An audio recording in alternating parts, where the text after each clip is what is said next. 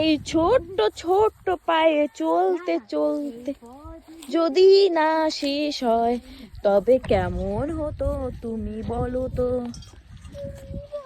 তুমি বলো। মাসির ছেলের ডায়লগ, তুমি বলো।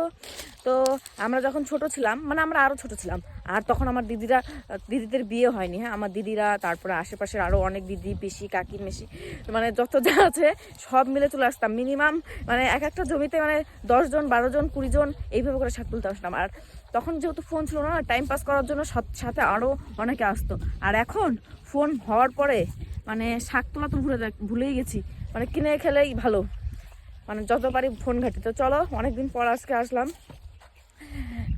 বেথুয়া শাক তুলতে। বাইতা শাক তোমরা কি বলো, বৈথা শাক তোমরা কি বলো অবশ্যই জানাবে।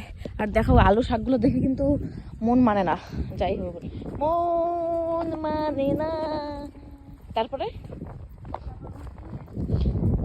তারপরে নাকি কোয়েলের পুঙ্গা।